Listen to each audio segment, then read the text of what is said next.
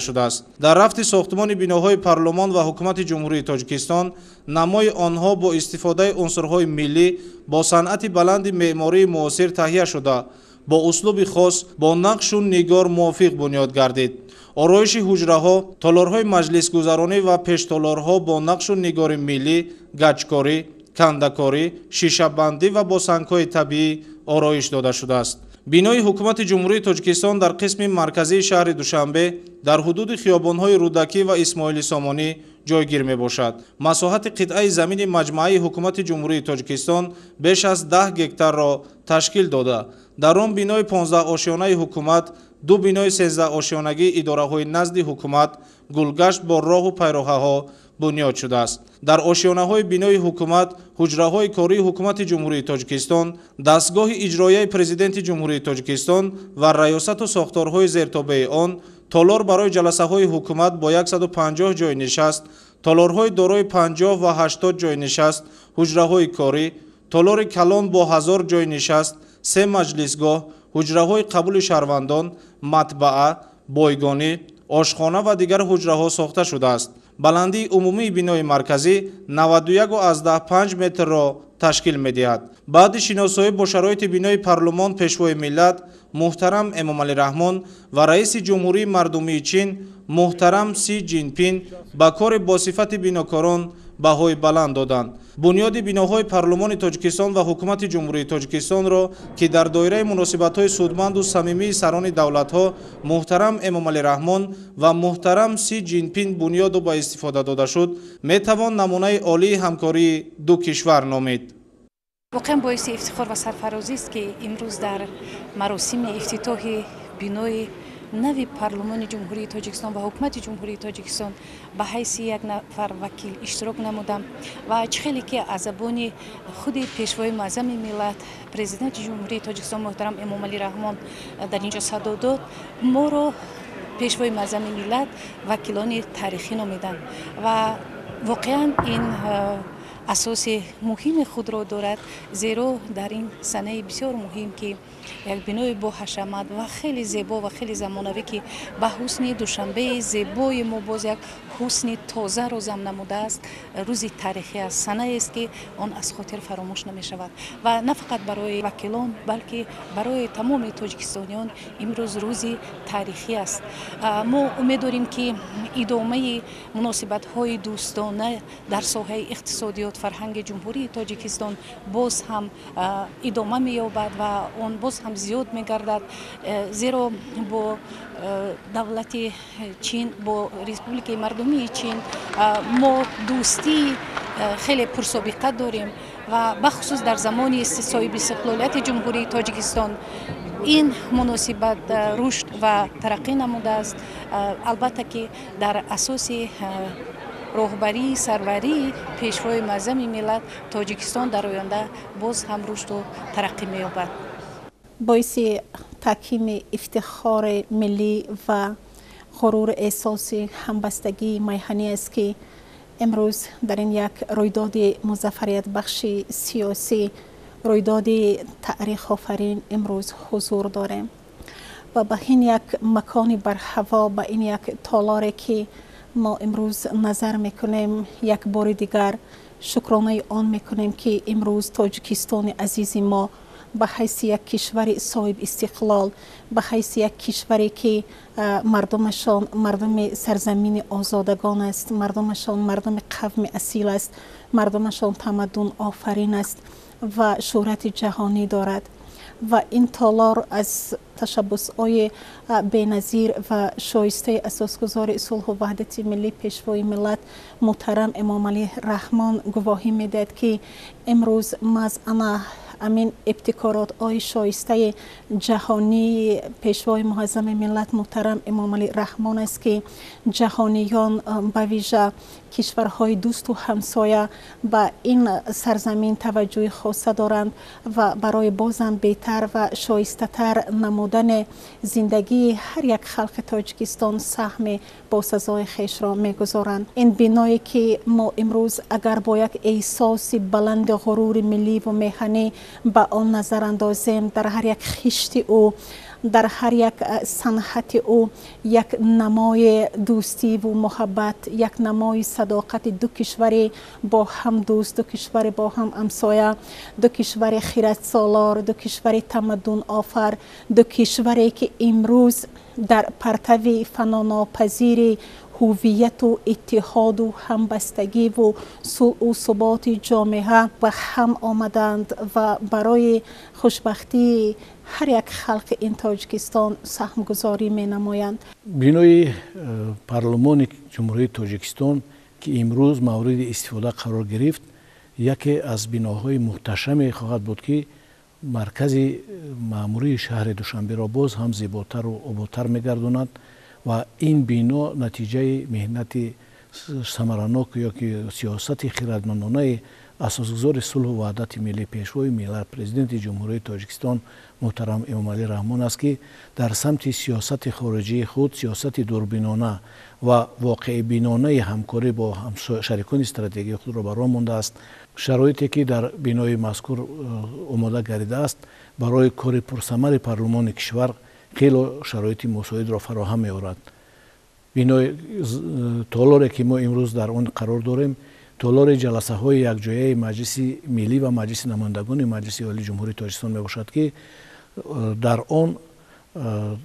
مسئله های مهمی دولتی قبول خواهند شد. در برابر این تالار محتشم که در حقیقت هم با امکان جایگیر کردن قریب 1,500 شخصان ساخته شده است، در قبط یکم بینا باز دو تالار علاهیده دیگر که در آن جلسه های علاهیده مجلس ملی و مجلس نمایندگان مجلس عالی جمهوری تاجیکستان گذرانده می شوند به حسن این بینا البته یک حسن دیگر را ضم می کند. ما درباره آن زیبایی یا اینکه از نگاه معماری زیبایی این بینا از بیرون سخن نمی‌رانیم، چون که هر یک شخصی که این بینا را از بیرون نظر می‌کند خود احساس می‌کند که با چگونه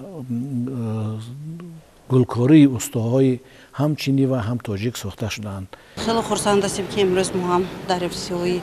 بینای دو بینای کلیدی در جمهوری تاجیکستان، این بینای پارلمان جمهوری تاجیکستان مجلس عالی و بینای حکومت جمهوری تاجیکستان شرکت ورزیدیم و دو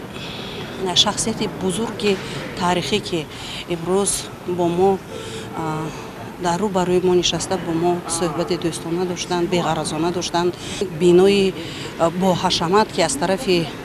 جمهوری چین و جمهوری تاجیکستان همچنین یک رمز دوستی تحفه کرده شد. در اینجا هم ساختمانچه‌های جمهوری چین و هم تاجیکستان با هم کار کردند. بینا خیلی هم یک بینای با حشمت است و این باز یک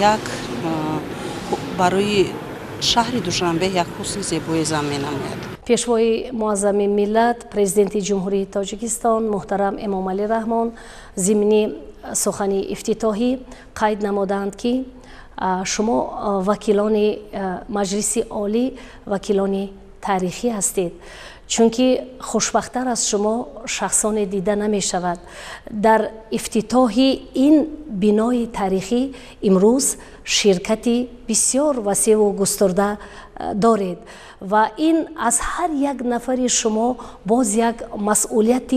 بلندی کاری را تقاضا می کند تا که زیادتر و زیادتر با یک مهنت بسیار صادقانه بهر ملت و دولت خویش خدمت شایسته داشته باشید. و این گفته های پیشوای معظم ملت هر یک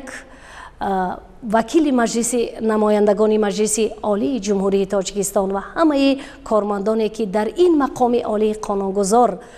کار و فعالیت میکنند باز یک بار دیگر از هر یک نفر ما مسئولیت بلند را تقاضا می نمایند که تا اینکه ما در پیشبرد کار و فعالیت همه روزه خود در پیشرفت فعالیتمون باز یک کاری گسترده داشته باشیم و در تهیه و قبول قانون‌هایی که برای پیشرفت جامعه و بلند برداشتن زندگی مردم روانه گردیده اند سهم ارزنده خود را گذاشته باشیم. بگاهی روز 5 ایول پرزیدنت جمهوری تاجیکستان محترم امامعلی رحمان با رئیس جمهوری مردمی چین محترم سی جین پین که با سفر دولتی در تاجیکستان قرار دارند در قرارگاه شهری حکومت جمهوری تاجیکستان ضیافتی غیر رسمی آراستند که با صمیمیت خاصش به یک محفل شام دوستی تبدیل یافت. شام دوستی به استقبال مهمان عالی مقام راهبر همسایه کشور بزرگ تاجیکستان سی جین پین در فضای دوستی و برادری جریان گرفت. مهمان عالی مقام از مهمان نوازی خاص تاجیکی که از جانب سرور دولت تاجیکستان محترم امامعلی رحمان ظاهر گردید بسا شاد و ممنون شدند. راهبر کشور همسایه بزرگ تاجیکستان محترم سی جین پین با نمایش محصولات تر و تازه کشاورزی و طعام‌های ملی که در دهکده بستانسرا آماده شده بود شناس گردیده تأثیرات نیک برداشتند.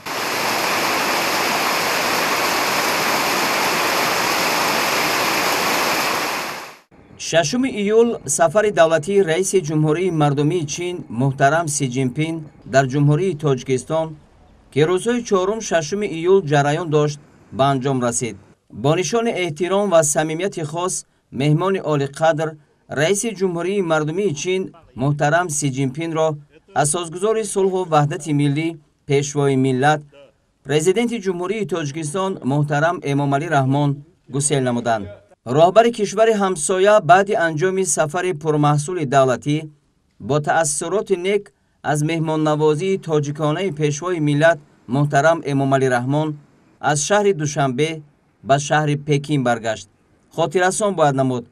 که ضمن این سفر ملاقات و مذاکرات سطح عالی تاجیکستان و چین واخوری سران دولت‌ها و هیئت‌های رسمی دو جانب برگزار گردیده. از روی نتیجه‌های آن 29 سند نوی همکاری از جمله حجت مهم اظهارات مشترک جمهوری تاجیکستان و جمهوری مردمی چین باید به تعمیق منبعده روابط استراتژیکی همه‌جانبه در مرحله نو به امضا رسید. رویداد تاریخی سفر دولتی راهبر کشور همسایه با اردن دوستی جمهوری مردمی چین سرفراز گردانیدن پیشوای ملت محترم امامعلی رحمان باشد. این مکافات عالی در تاریخ دولتداری چین بار اول بیرون از کشور و آن هم به سرور دولت تاجیکستان برای سهم ارزنده و مساعدت بسیار ساله در رشد و گسترش رابطه های دوستی نیک همسایگی و شریکی همه‌جانبه استراتژی تقدیم کرده شد. همچنین در حاشیه سفر دولتی محترم سی جین پین در پایتخت کشور شهر دوشنبه چاره‌بینی مهم و خاطرنشین افتتاح بناهای نو و محتشم پارلمان تاجیکستان و حکومت جمهوری تاجیکستان برگزار شد که ثمره نیک همکاری دو دولت و نمونه عالی مناسبت‌های دوستی و همجواری تاجیکستان و چین ارزیابی می‌گردد.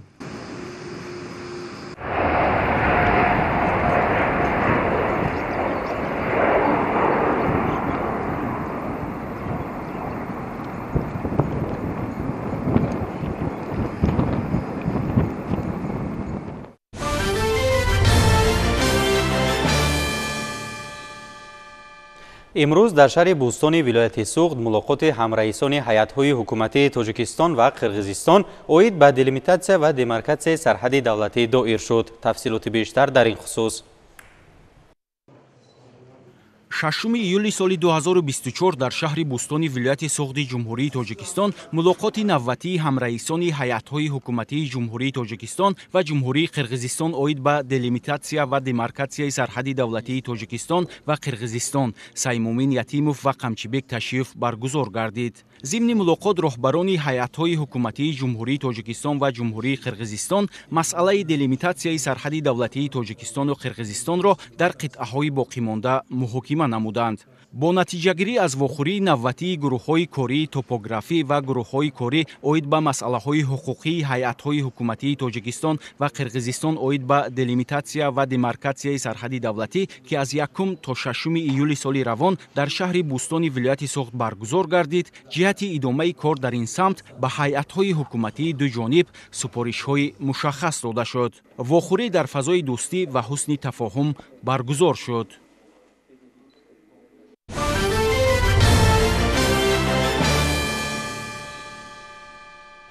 از 23 تا 30 ایلول سال روان در شهر لندن شایگری بریتانیا کبیر المپیاد بین المللی تینگل از فن زبان انگلیسی از روی 3 کاتگوری سن و سالی برگزار گردید. در این المپیاد از جمهوری تاجیکستان 41 خواننده صاحب جای افتخاری گردید. شب گذشته غالبان این المپیاد به وطن برگشتند. در قطار آموزگاران و نزدیکان و پیوندان همکاران ما نیز در فرودگاه بین المللی دوشنبه آنها را استقبال گرفتند. 6 ایول خوانندگان تاجیک پس از اشتراک در المپیاد بین المللی تینگل و به دست آوردن غالبیت به وطن برگشتند.